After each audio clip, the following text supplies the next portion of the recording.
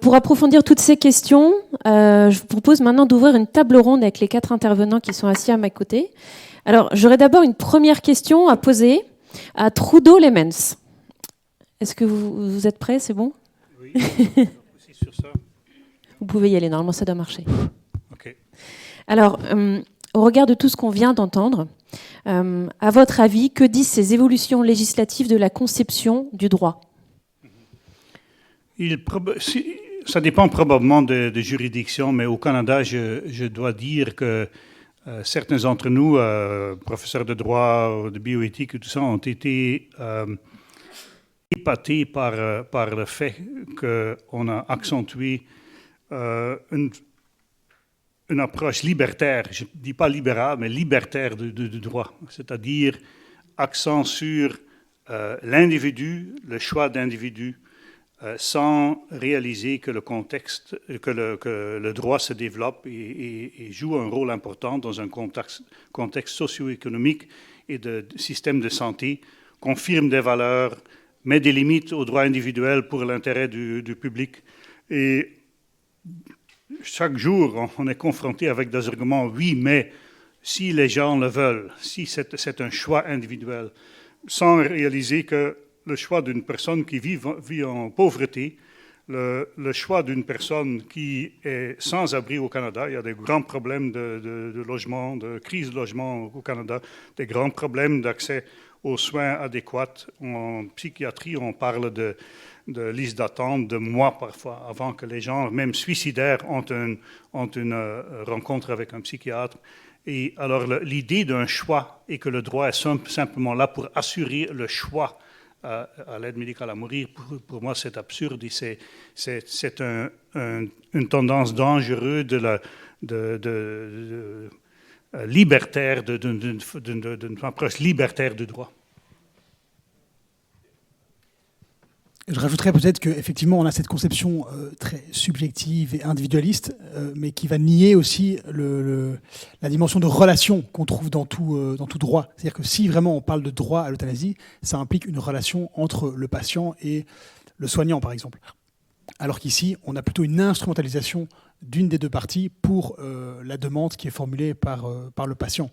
Et donc, voilà, on voit que cette logique, effectivement, strictement individualiste et qui nie toute perspective collective, sociétale, aboutit à l'impossibilité de tracer des limites en la matière, ça c'est clair. Peut-être deux choses. La première, c'est sur la législation, est-ce qu'on légalise et on met en place une loi pour des cas particuliers ? Et là, en l'occurrence, c'est ce qu'on est en train de faire. Je pense au cas du canton du Valais qui, en 2022, a créé une loi sur la fin de vie spécifique et en réalité pour un cas. Quand je dis un cas, c'est-à-dire qu'on a une commission d'éthique des hôpitaux de l'ensemble de la région du Valais qui doit prendre en charge ces demandes de suicide assisté. En 20 ans, il y a eu une seule demande. Et finalement, qui n'a même pas pu être prise en compte parce que la personne qui est arrivée est décédée avant même qu'on ait pu prendre une décision. Donc, en réalité, on fait des lois pour des exceptions. Alors ça, c'est déjà d'un point de vue légal, si vous voulez, dans la conception du droit. Est-ce qu'on fait des lois pour des exceptions ou on fait des lois pour, en tout cas, l'ensemble ou le général? Ça, c'est une première position, enfin une première question à se poser. L'autre chose, alors effectivement, la liberté, l'autonomie, j'y reviendrai dans la troisième partie, ça dépend comment on conçoit la liberté. Il y a un autre terme qui m'a frappé dans votre présentation, c'est la dignité. Ben, en fait, ça dépend de nouveau comment vous concevez la dignité, aussi d'un point de vue légal. C'est-à-dire, est-ce que la dignité, c'est ce qu'on appelle une dignité circonstancielle, c'est les circonstances qui ne sont pas dignes parce que je ne peux pas mourir comme je voulais, etc. Voilà. Ou est-ce que la dignité, elle est ontologique, elle appartient à l'homme, elle est intrinsèque au fait d'être quelqu'un, au fait d'être une personne. Et en réalité, on a ces deux positions qui s'affrontent. Mais d'un point de vue alors, plutôt philosophique, mais même constitutionnel, la dignité, elle est liée intrinsèquement à la personne. Ça veut dire que j'ai des circonstances qui peuvent être celles qui ne sont pas attendues. J'aurais espéré mourir auprès de mes proches, etc. Mais par contre, est-ce qu'on peut dire que quelqu'un qui meurt dans un accident ou bien au champ de bataille, il a une mort indigne? Voilà. Donc non, la dignité, c'est vraiment ces questions-là qu'on est en train, ces mots en fait, qu'on est en train de changer. L'autre mot qui m'intéresse beaucoup, moi, c'est la vulnérabilité. On a parlé tout à l'heure, je ne sais plus qui l'avait dit, finalement, on ne peut pas laisser souffrir les patients. Mais bien sûr, mais ça dépend comment on considère la vulnérabilité. Est-ce que la vulnérabilité, c'est que de la souffrance? Et donc, de ce point de vue-là, effectivement, il faut la supprimer. Ou est-ce que la vulnérabilité, habilitas, c'est la capacité à être touché? Et en éthique, aujourd'hui, on insiste beaucoup sur cette notion de vulnérabilité en disant, mais en fait, c'est ça le propre de l'homme. On est capable d'être touché, on est capable de souffrir, on est capable d'être malade, mais c'est lié à la résilience. Ça veut dire qu'on est aussi capable de surmonter, parce que c'est une capacité à être vulnérable. Donc aujourd'hui, on essaie de le voir comme quelque chose de positif. Mais en fonction de, est-ce que vous voyez la dignité de cette manière, la vulnérabilité de cette manière, etc., ça va complètement changer votre conception du suicide assisté. Professeur Théaubourg, au regard de tout ce qu'on a entendu dans les différentes interventions, on a quand même le sentiment que les systèmes de contrôle sont assez illusoires. Est-ce que vous pourriez nous expliquer, selon vous, à quoi cela est dû? People may want to put their headphones on, yes. You know, the paradox of the Dutch situation is that our control system is so much, it's so functional. And there's one good thing about the Dutch situation is that in a very early stage we have chosen not to decriminalize euthanasia, which means that every act of euthanasia is and remains to be justified on a case-to-case basis. There is no obligation on the part of a doctor to provide euthanasia, nor is there an obligation on the part of an institution to make it possible within their premises, nor is there even an obligation on the part of the doctor to refer the patient to a willing colleague. So the system, the Dutch system is in its core very conservative.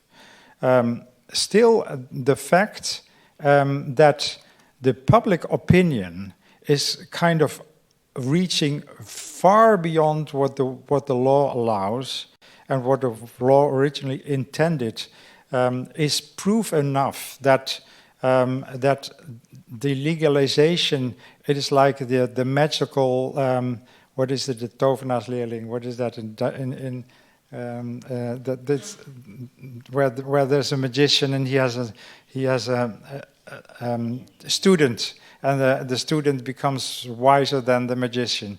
The youth, sorry for that, but the euthanasia law that was created has grown far beyond what we ever expected it would be. Now, my point again was, of course, that if that in the Netherlands is the case, what other country would there be in the world where things would get better? If I can comment on that. In French? It's interesting when it was introduced in Canada, Quebec Minister of Health, actually when it was introduced first in Quebec in 2015, the Minister of Health said, reassuringly, on va seulement avoir, je m'excuse, j'avais oublié que on va seulement avoir maximum 100 cas par an au Québec. On est maintenant à 10 fois plus.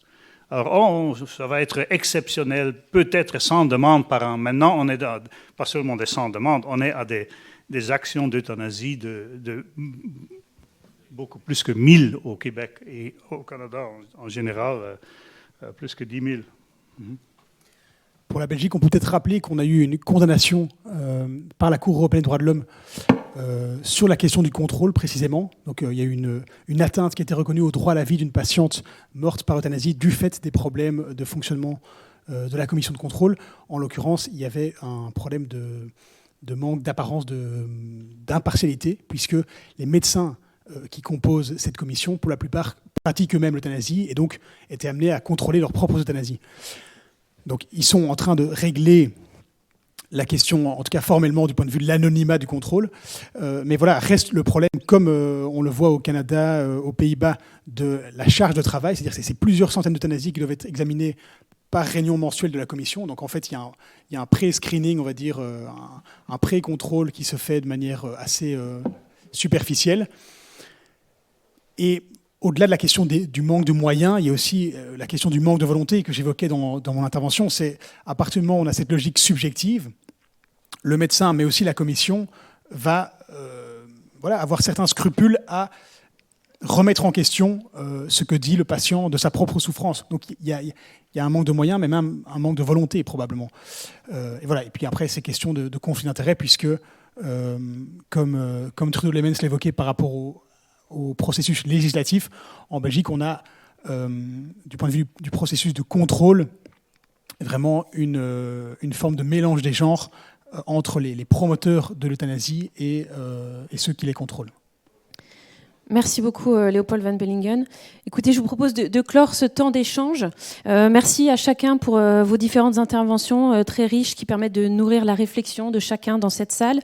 Alors, nous allons maintenant passer à la deuxième partie. Donc, merci encore Trudeau Lemmens, Théo Bourg, Léopold Van Bellingen et Steve Bobillier.